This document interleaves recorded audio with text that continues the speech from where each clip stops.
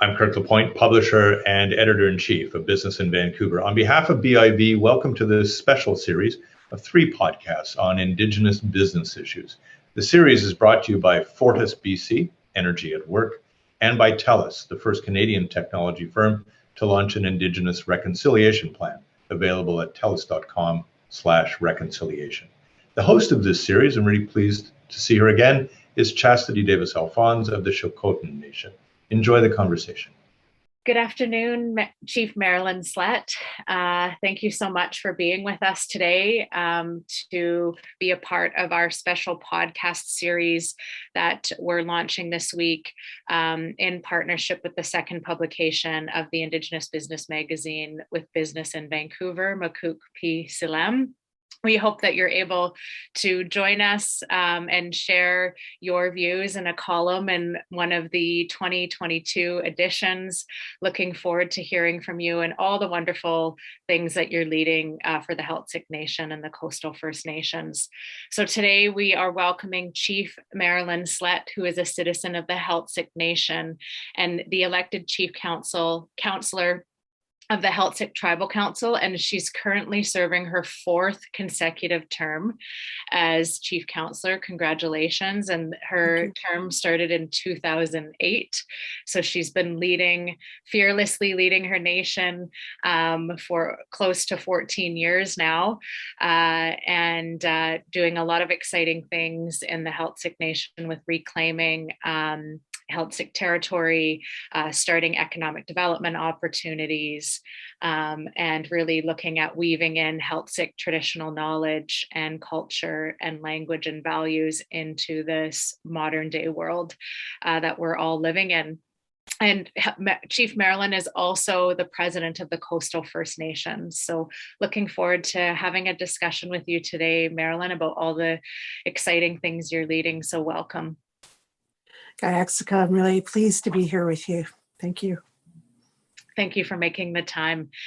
So really, just excited to have the opportunity to learn a little bit more about your leadership journey and what brought you to being an elected leader and leading your nation. So if you just want to share with us a little bit about what inspired you to run for Chief Counselor all those years ago. Sure. Well, I was the former executive director for our tribal council. And before that, I served a couple of consecutive terms as a counselor. And I just really wanted to be able to contribute to the nation in that level and put my name forward. It was it's a scary thing to do, putting yourself out there like that. But I just so blessed to be able to do the work that I'm doing, and our community is so strong in everything that we do. So I'm happy to be able to do the work. It's challenging and difficult, and sometimes we get to the point of what is going on, how do we move forward in these really challenging times that we're in. Leading through a pandemic is something that I never ever thought that we would be doing, and that threw so many of our communities into this different level of protection that we've never really had to do before. So yeah, it's just been a multitude of different things that I've been able to help lead our community through. Yeah, it has definitely been challenging times. And the pandemic has definitely brought different challenges to the forefront for our communities. How would you say your community is navigating COVID-19 today? And what have been some of the what have been some of the opportunities that you have seen as a leader to really keep your people safe and healthy through this time?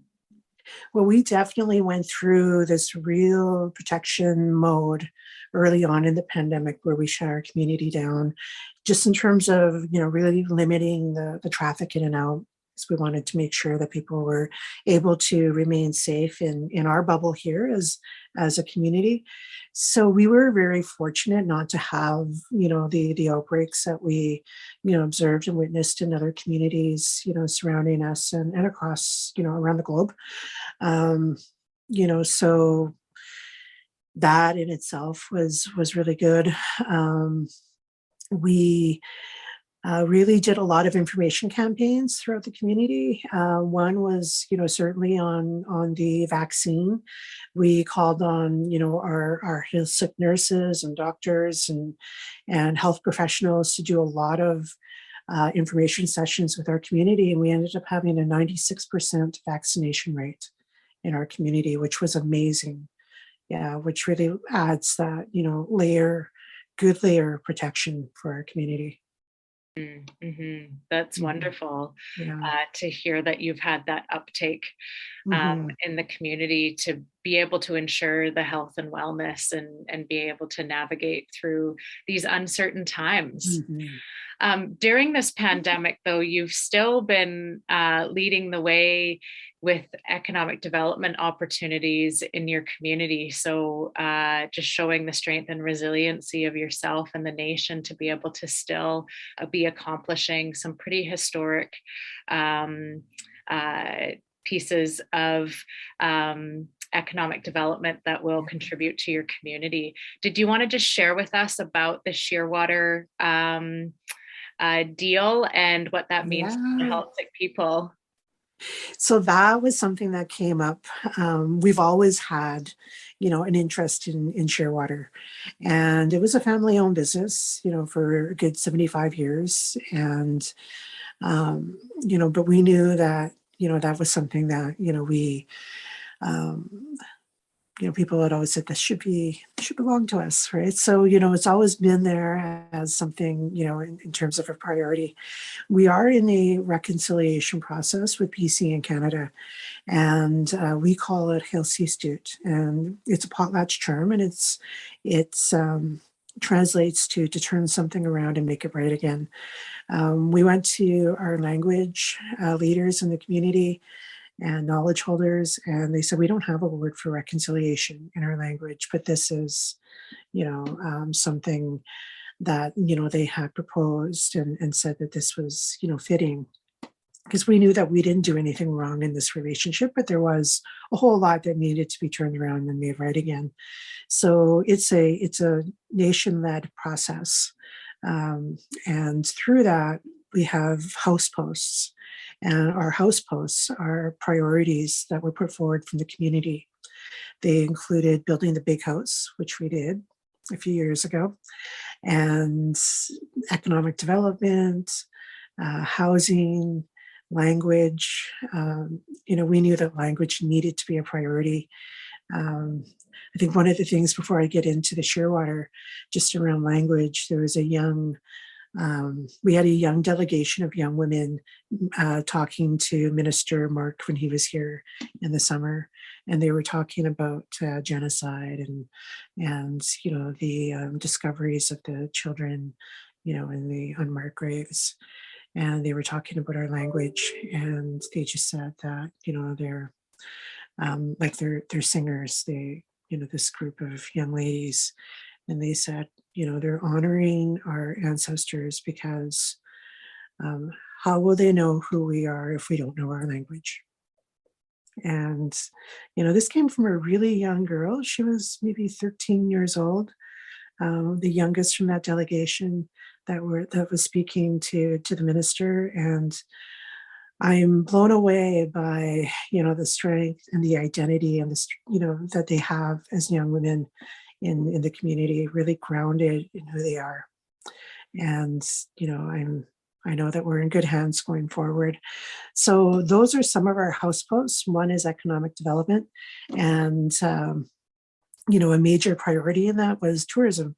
We know that tourism is one of the main economic drivers of British Columbia, and we've never been fully in tourism.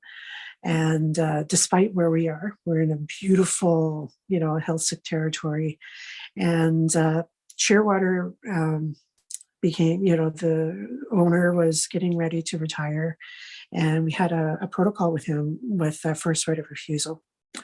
And we closed that deal in about 4 weeks, which was amazing. And, we took ownership on July 1st.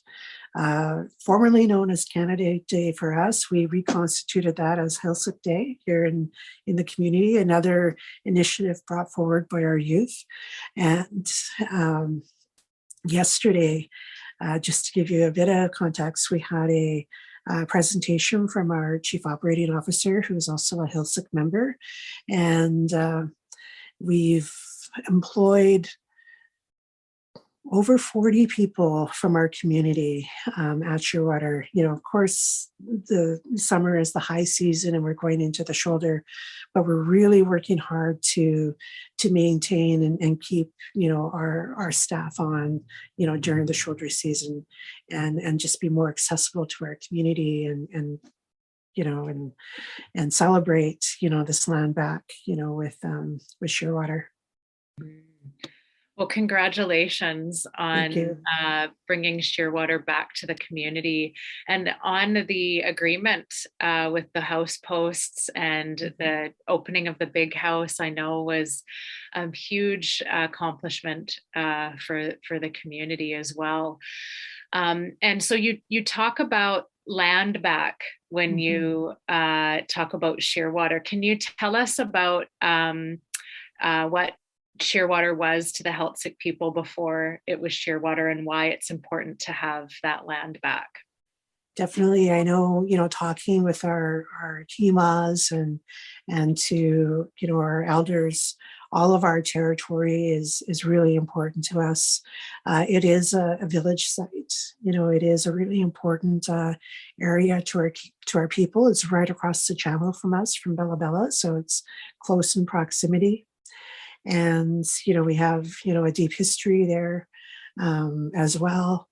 And when we were talking about the purchase, and when we brought it to joint leadership, because our elected council works really closely in parallel to our HEMAs, to our traditional chiefs.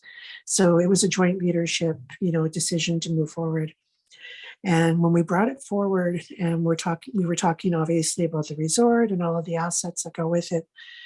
But, a major part of, closing that was the land. We need to get that land. We need to be able to do that. We can't, miss this opportunity. It might be another 75 years before, there's another opportunity. So that was a major consideration in purchasing Shearwater, along with the socio and economic values that are brought to the community. Yeah, it's exciting to bring that back to the community and to reclaim your village sites and to repurpose them in this time and space. So congratulations again. I know that was a big announcement. You also talk about how your governance, your elected leadership work closely with your traditional leaders. Can you talk a little bit about that and share a little bit more about that with us here? Definitely.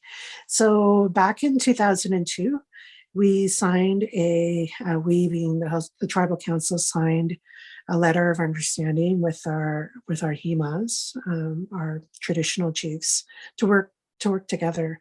I mean, we know that our elected body is imposed by the colonial government, and our powers are through that legislation of the Indian Act that is really been to suppress our people and oppress our people.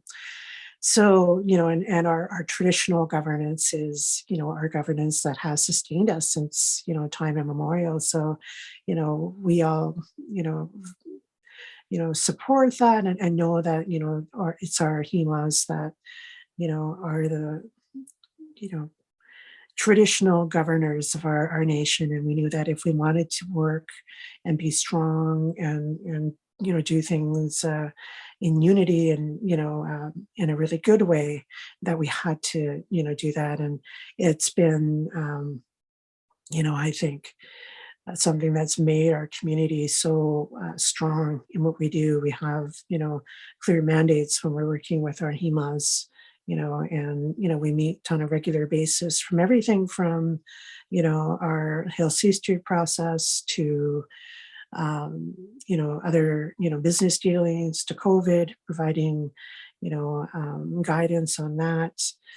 So, the relationship is fulsome, and meaningful and collaborative. Yeah, thank you for sharing Mhm. that. I think that it's special that you've been able to sort of blend or weave in the Mhm. traditional governance with the elected governance, and really talk about the importance of that relationship in the health and wellness and prosperity of the nation moving forward. So thank you for sharing that. You're I welcome. am interested, you did also talk about the youth, that you have many of Mhm. the youth in the Mhm. community involved in language initiatives and all of that. Can you speak to the importance of that, and maybe some other initiatives that the youth are leading in the community? Definitely. Well, we have a rediscovery camp here that's been in operation for a number of years, Quay Camp. And, it's really helped to support and give, a lot of, um, support to our young people that have gone out there and literally spent, the summer out there camping and, stream walking and singing and, holding, potlatches out there to close the summer. So these things have really helped to ground and support our young people in a way that, they know who they are, they know their identity, they, they're learning their languages, they're strong advocates for justice, and when they see things happening around, the country, like the unmarked graves, they, they stood up. They actually went to the RCMP station here in um, on Canada Day, Heiltsuk Day, and said to them that this flag needs to be. Uh, I know that they lowered the flag, but they wanted it down for a 24-hour period, and it's quite a big thing for Canada to lower a flag in their own colonial laws, and they ended up having to talk to a number of people, and it ended up being a real it was a really important issue to our youth. They were like, this flag represents the genocide in this country. It's our blood on that flag. So that flag is still down here in this community. And we've talked to the RCMP and we told them that we're supporting our youth 100%. And when we're ready for the flag to go back up, it will go back up. But right now it's the only flag in our community is our Heiltsuk flag, and that was brought by our youth. That's amazing. Yeah. To hear that they are plugged into what's happening in the Mhm. larger community and movement, and making change at home as well, Yeah. in a way that's meaningful. So yeah, thank you for sharing that as well. Just super inspired by all the things that you're doing. You're also the president of the Coastal First Nations. So could you share with us some of the important initiatives that the Coastal First Nations are leading? Definitely. So Coastal First Nations is an organization that's been in operations for about 21 years. And it's, an alliance of coastal nations. So there's Quam2, Bella Bella, New Hulk, Hartley Bay, Haida, Lac Solans. So we all work together. Um, And it's funny because we say we've been together for 21 years, but, our relationships, are deeply rooted between our communities, through marriage and other, customary, things that bind our communities together. So, but the work that we do here is, we really focus on agreements, in terms of land use and marine use, and most recently a fisheries reconciliation agreement. We've also been doing some ocean protections work together. So it's been a really strong relationship. We knew that to do and make some meaningful policy changes within government, that working as a collective brings much more strength than working as just one individual nation. So it's really enabled us to do a lot of protection, in our within our forests, within, the sea, and making those, planning documents, that will help us to sustain what we have for, going into the future for future generations. That has been really the fabric that has, kept us together, knowing that what we're doing is making meaningful impacts for, generations to follow. Such important work, and to stand together is really powerful. Yeah.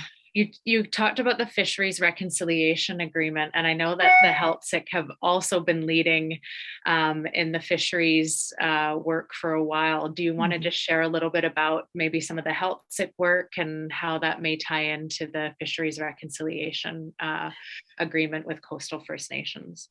Definitely. So, the fisheries reconciliation agreement is, provides access to, resources to be able to, gain access into a lot of fisheries that, haven't been, available to us in a meaningful way, and provides for some investment into our communities, some investment support to fishermen to help them with, gear and access to licenses, and also, on top of that, so there's the economic piece that is really great, but there's also, some management, and how we manage the fisheries, because for so long it's been, people back in Ottawa, they have no ties to our communities making decisions on resources, and it's our communities that know, the state of our resources. So the management is a key piece, moving forward, and that is something that has been really spectacular coming out of this agreement.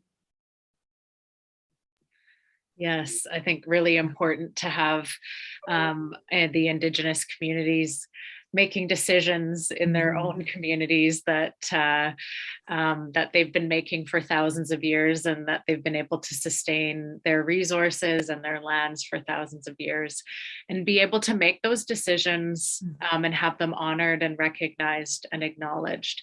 And that's really the work that you've been leading for the Heiltsuk community. And you've been leading for, as we mentioned at the beginning, for 14 years. Just to wrap up our conversation, even though I'd love to hear way more, but to wrap up our conversation today, Marilyn, what's your vision moving forward for your community, whether it relates to economic development or health and wellness or culture? Just curious on what your vision is for the Heiltsuk community. And it's similar to so many Heiltsuk, but to be a strong and thriving community that is grounded in our culture, with healthy families, that, we're thriving, not just surviving, because it's been that mode for so many years. We deserve, lives that are free of, this hurt, that we've been carrying for so long. So, we deserve, young people that are born into, our world as Heiltsuk, strong, and nothing that's going to hold them back. Yeah, that's a beautiful vision, and you're working towards that in many different aspects to bring that vision into reality. So thank you so much, Chief Marilyn, for taking the time out of your busy schedule to be with us here today on the podcast series that's celebrating the second publication of our Indigenous Business magazine, Makuk P. Salem. And we look forward to continuing the conversation with you through the magazine and hopefully in future podcasts. So thank you again, and wishing you all the best on your journey. Thank you.